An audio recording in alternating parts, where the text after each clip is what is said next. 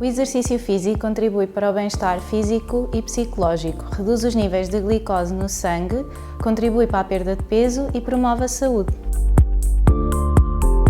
O exercício físico aeróbio é aquele que envolve o movimento contínuo e repetido de grandes grupos musculares, com intensidade ligeira a moderada e que, portanto, produz energia através de metabolismo dependente de oxigênio.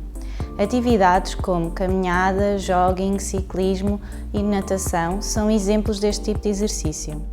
O exercício físico anaeróbio ou de resistência ou de força envolve a atividade de pequenos ou grandes grupos musculares, mas que se caracteriza por exercícios de curta duração e elevada intensidade e que, portanto, produz energia através de metabolismo independente de oxigênio.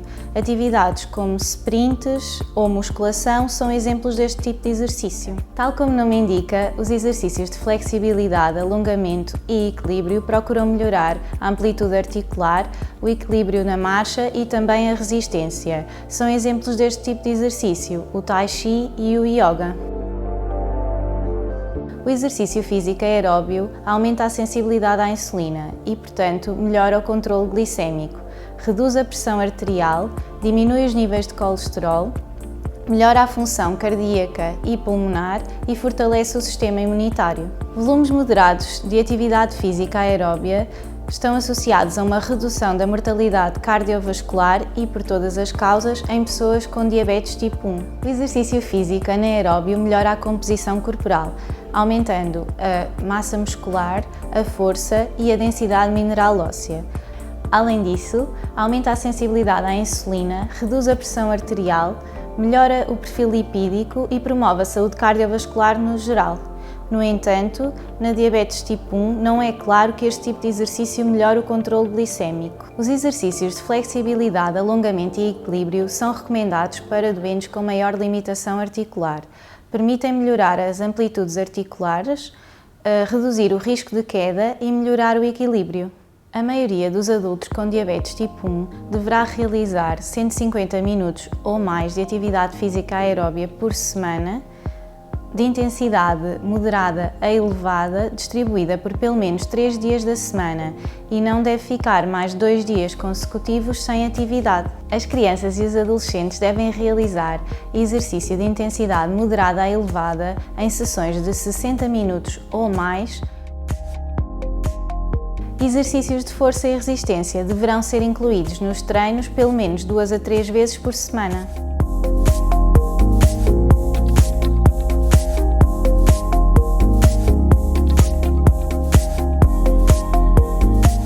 Exercícios de flexibilidade e equilíbrio são recomendados 2 a 3 vezes por semana em pessoas idosas e ou com maior limitação articular. Há algumas situações nas quais alguns tipos de exercício não estão recomendados, como por exemplo retinopatia grave ou neuropatia. Siga sempre os conselhos da sua equipa de saúde.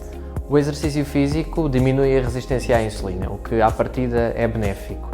No entanto, em situações específicas, o exercício físico pode reduzir de tal maneira a resistência à insulina que gera situações de hipoglicemia.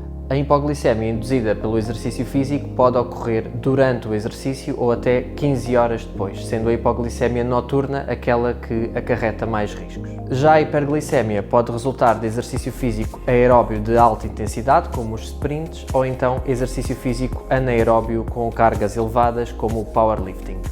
No entanto, a hiperglicemia, na maioria dos casos, surge por reduções excessivas das dosagens de insulina administradas ou então por aumento excessivo dos hidratos de carbono consumidos antes e depois do exercício. A pessoa com diabetes tipo 1 deverá sempre avaliar a glicemia capilar antes e durante o exercício físico. Para diminuir a probabilidade de hipoglicemia durante o exercício, podem ser feitos pequenos exercícios aeróbios de alta intensidade, como os sprints, ou então pequenos exercícios de resistência, como exercícios de força. Se a glicose for inferior a 70 mg por decilitro, deverá ser primeiro corrigida a hipoglicemia com ingestão de hidratos de carbono de absorção rápida, ingeridos posteriormente hidratos de carbono de absorção lenta e só depois iniciado o exercício. Se a glicemia estiver entre 90 e 250 mg por decilitro, poderá ser iniciado o exercício e se a glicémia for superior a 250 mg por decilitro, deverá nessa altura ser avaliada a cetonémia. Em casos em que a cetonémia seja igual ou superior a 0,6 mmol por litro, deverá ser iniciada correção com insulina e o exercício deverá ser atrasado ou adiado. Se a cetonémia for superior a 1,5 mmol por litro, a prática de exercício físico está contraindicada. A programação do exercício físico também pode ter influência na probabilidade de desenvolvimento de complicações, mais concretamente de hipoglicemia. Exercícios curtos aeróbios de alta intensidade, como os sprints, ou então exercícios de resistência, como exercício de força, reduzem a probabilidade de hipoglicemia durante o exercício. Intervenção na alimentação e insulinoterapia. Antes do exercício, cuidados com a alimentação e ajustes de bolos. Até 3 horas antes pode ser feita a refeição e administrado bolos adequado. Refeição preferencialmente com hidratos de carbono de absorção lenta. Até 90 minutos antes da prática de exercício. Reduzir o bolos, administrar 25% a 75%, dependendo da duração e intensidade do exercício. Se não reduzir a insulina do bolos, deve pelo menos ingerir mais hidratos de carbono. Ajustes da insulina basal. Reduzir a velocidade de perfusão através da programação de uma dose basal temporária de 20% a 50%, idealmente desde 90 minutos antes do início do exercício até ao final da atividade. Se suspender a perfusão, não o faça por mais de 2 horas e a cada hora administrar 50% do débito basal habitual. Durante o exercício, ingerir hidratos de carbono conforme necessário e tentar manter glicémia entre 110 e 140 mg por decilitro ou conforme sugerido pela sua equipa de saúde.